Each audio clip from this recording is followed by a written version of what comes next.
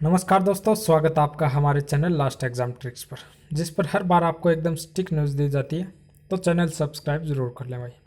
देखिए, हम बात करने वाले हैं आज इंडियन नेवी ट्रेड्समैन एग्ज़ाम की। तो देखिए क्या है कि आज मैं आपके लिए लेके आया हूँ 2 नंबर मॉडल पेपर। 25 क्वेश्चनों का ये सेट है और सभी क्वेश्चन हैं जो पिछली परीक्षा में पूछे गए थे उन्हीं पर आधारित है। अगर आपने 25 में से 15 भी कर दिए तो आपकी तैयारी बहुत ही बेहतरीन मानी जाएगी। 2 से 4 नंबर पक्के आप मान के चलो। और आप सभी को पता है कि 4-5 दिन एग्ज़ाम में बचे हुए हैं, तो अपनी तैयारी को आजमाते रहो कि कितनी तैयारी आपकी है और लगे रहो। तो देखिए 2 नंबर अपना जो मॉडल पेपर है वो स्टार्ट करते हैं। देखिए सबसे पहले हमारा पहला क्वेश्चन है कि संसद में शून्यकाल कितने बजे स्टार्ट होता है। तो आप सभी को पता होगा कि 11 बजे तो होता है प्रश्नकाल, उसके जस्ट 1 घंटे बाद मतलब 12 बजे शून्यकाल स्टार्ट हो जाता है। और इसमें ऐसे क्वेश्चन पूछे जाते हैं जिन पर तुरंत कार्रवाई होनी जरूरी होती है, तो वो क्वेश्चन शून्यकाल में पूछे जाते हैं। अगला क्वेश्चन हमारा कि लोक लेखा समिति में सदस्यों की संख्या कितनी है। हर विषय से संबंधित क्वेश्चन है, साइंस के भी मिलेंगे आपको, भूगोल के भी, इतिहास के भी और ये राजनीति से भी। तो देखिए लोक लेखा समिति में सदस्यों की संख्या होती है दोस्तों 22। 15 सदस्य इसमें लोकसभा से लिए जाते हैं और 7 सदस्य इसमें राज्यसभा से लिए जाते हैं। ठीक है। अगला हमारा कि वित्त आयोग का उल्लेख कौन से अनुच्छेद में। बहुत ही गजब क्वेश्चन है। तो देखिए वित्त आयोग का जो उल्लेख है वो आप सोच लो, आपको आता हो तो। बाकी इसका आंसर रहेगा दोस्तों 280। वित्त आयोग का जो उल्लेख है वो 280 अनुच्छेद में है। 324 की अगर हम बात करें तो इसमें निर्वाचन आयोग आता है और 315 से 323 तक आता है यूपीएससी, संघ लोक सेवा आयोग। और 352 का आप सभी को पता है, हर बार ये पूछा जाता है कि जो आपातकाल लगाया जाता है वो 352 में ही आता है। नेक्स्ट अपना कि जैन धर्म के प्रथम तीर्थंकर कौन थे। तो देखिए जैन धर्म के जो प्रथम तीर्थंकर थे वो थे महावीर, ये ऋषभ देव। महावीर स्वामी थे ये 24 में थे भाई, ये थे 23 में। जो पार्श्वनाथ है ये 23 में थे और ऋषभ देव थे ये पहले थे। नेक्स्ट अपना कि पहली बौद्ध संगीति कौन से शासक के समय हुई थी। तो इसकी एक आपको मैं ट्रिक बताता हूँ, गजब वाली ट्रिक है। मतलब ट्रिक तो नहीं बोल सकते, एक मतलब रट रखा है वैसे कि अका अक, ये एक शब्द आप याद रख लो, अका अक। इससे क्या है देखिए, ऐसे बन जाएगा अजातशत्रु, कैसे बन जाएगा कनिष्क, अकाक है, का से बन जाएगा कालाशोक, ऐसे फिर अशोक, फिर कैसे कनिष्क।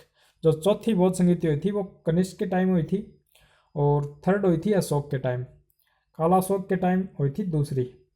तो इस हिसाब से आप थोड़ा याद रख सकते हो इसको। और ये कई बार ये पूछ लिया जाता है कि जो कनिष्क वाली थी ये कहाँ पे हुई थी। तो ये कश्मीर में हुई थी दोस्तों, चौथी। अगला हमारा कि निम्न में से किस शासक के समय जजिया एक अलग टैक्स बन गया था। जजिया कर था जो हिंदुओं पर लगाया जाता था, तो ये फिरोज शाह तुगलक के टाइम था भाई।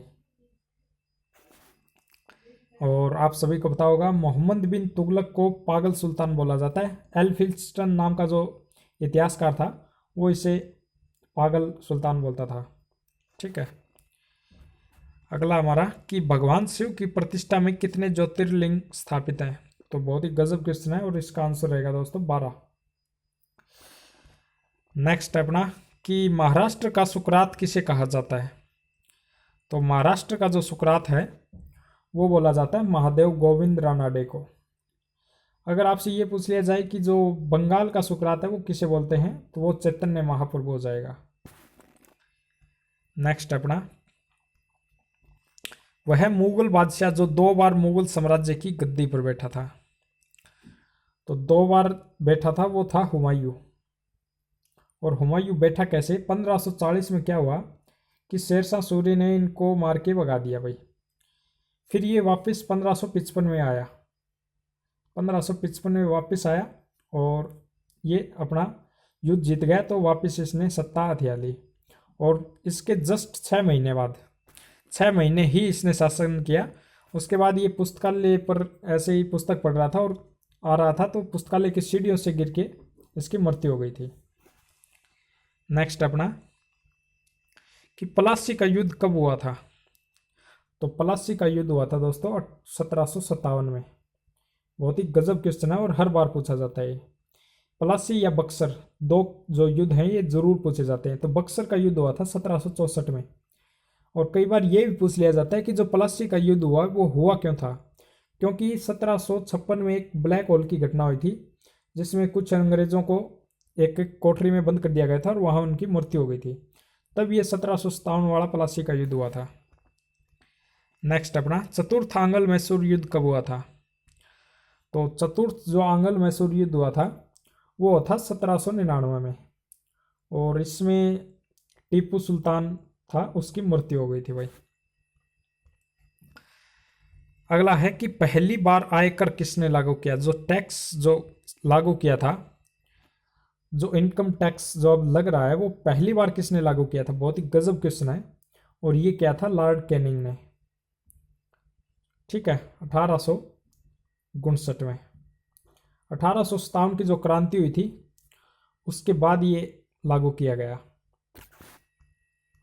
नेक्स्ट अपना कि भारत में सबसे अधिक उपजाऊ मृदा कौन सी है। तो भारत में जो सबसे अधिक मृदा जो उपजाऊ है वो होती है दोस्तों जलोढ़, जो नदियों द्वारा बहाकर लाई जाती है वो मृदा। अगला हमारा भारत की सबसे लंबी नदी कौन सी है। तो भारत की जो सबसे लंबी नदी है वो रहेगी दोस्तों गंगा,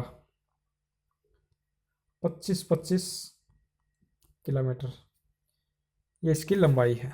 अगर ये पूछ लिया जाए कि भारत से गुजरने वाली सबसे लंबी नदी कौन सी है, तो आप ब्रह्मपुत्र कर सकते हो।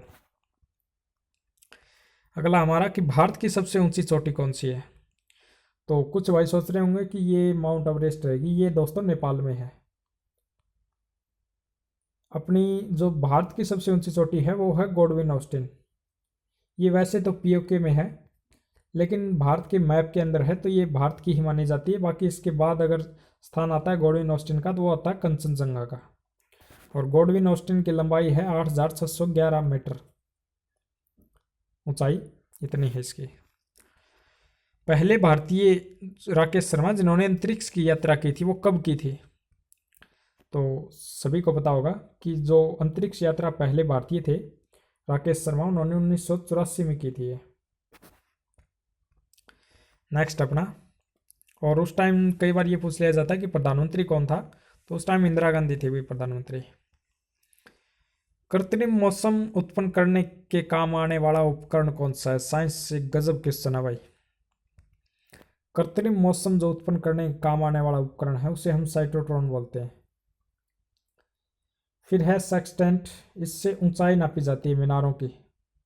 कितनी ऊंची ऊंची बिल्डिंगें हैं उनकी ऊंचाई इससे नापी जाती है। फिर है पेरिस्कोप।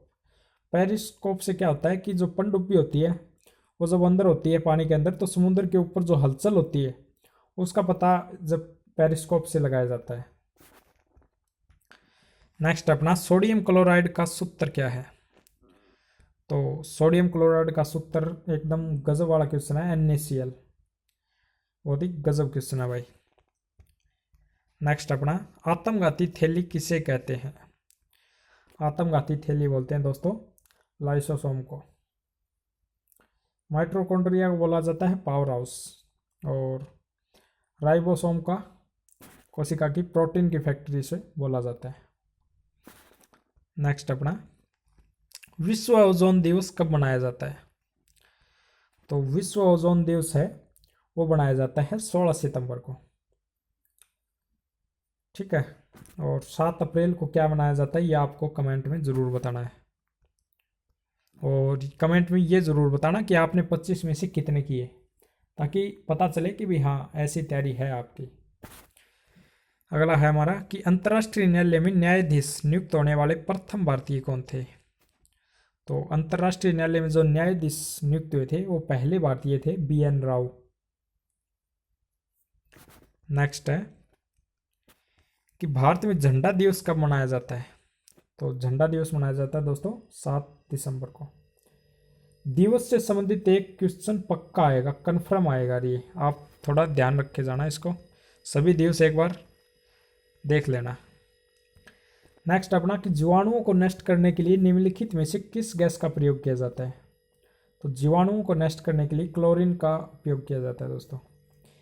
जब कहीं पे भंडारण किया जाता है तो वहाँ पे क्लोरीन गैस का उपयोग किया जाता है ताकि कोई चीज़ खराब ना हो।